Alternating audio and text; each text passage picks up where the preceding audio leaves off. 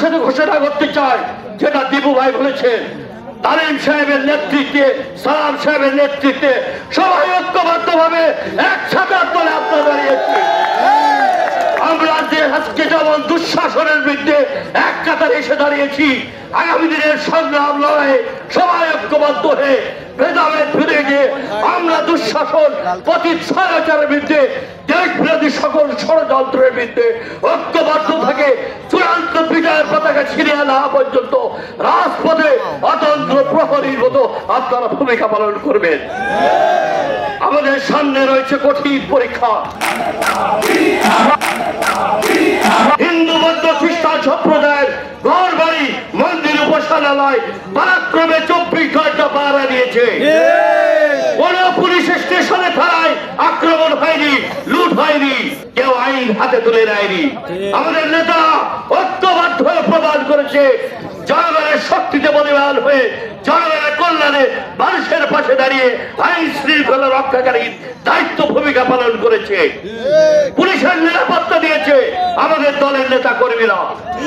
এই দুঃশাসনের বিরুদ্ধে 17 বছর বাংলাদেশের মাটিতে থেকে আমরা লড়াই করেছি। আর এই জন্যই আজকের জেলা সভাপতি এই 76 বছর বয়সেও একে আকরাম হোসেন তালিমকে কারাগারে যেতে হয়েছে, কারাগারে যেতে হয়েছে। এম এ সালামকে, রবিকে, এখানে অসংখ্য নেতা কর্মী আমার সাথে এই কারাগারে 84 জন কারাগারে নির্যাতনের শিকার হয়েছে।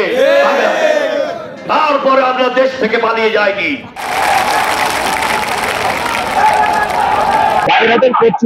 উপজেলায় যে গোয়ালমাট এলাকায় যে উপজেলা বিএনপির যে মহাসমাবেশটি হওয়ার কথা ছিল, সেখানে গতকাল উপজেলা প্রশাসন একটা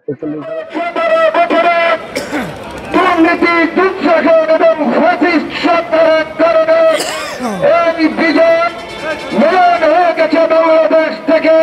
এই দেশে একটি গণতান্ত্রিক বৈষম্যহীন সমাজ ব্যবস্থা কায়েম করতে হবে।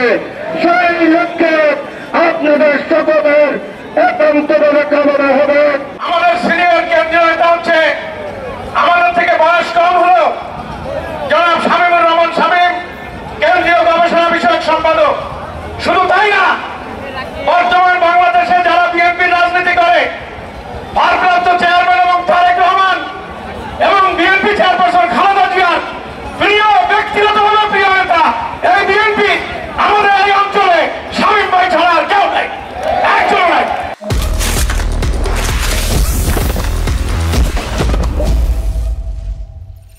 আমরা বাগেরহাট জেলা বিএনপিতে কোন আওয়ামী লীগের এজেন্টকে জায়গা দেব না।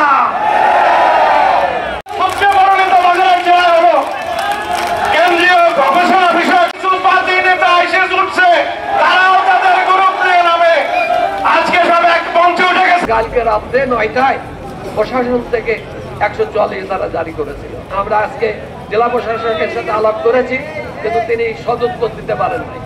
তাকে বলেছিলাম যে আপনি যে আজকে যে 144 ধারা জারি করেছেন, কেন জারি করেছেন একটু যদি আমাদের বলতেন। আমাদের দলের মধ্যে 5টা-6টা গ্রুপ, বিএনপি কোনো গ্রুপ নাই, বিএনপি কোনো অন্তর্কন্দল নাই, অন্তর্দ্বন্দ্ব নাই। তার প্রমাণ দেখছেন যে আমরা সবাই একসাথে এসে এখানে।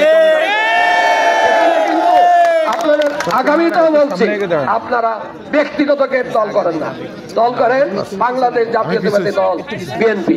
যারা সামনে দিয়ে দাঁড়ায় আছেন, যারা নেতৃত্ব দেন, যারা নেতৃত্ব দেবেন, তারা জনগণের সামনে ওয়াদা করেন এই বাগেরহাট জেলায় আমরা ঐক্যবদ্ধভাবে বিএনপিকে সুসংগঠিত করব।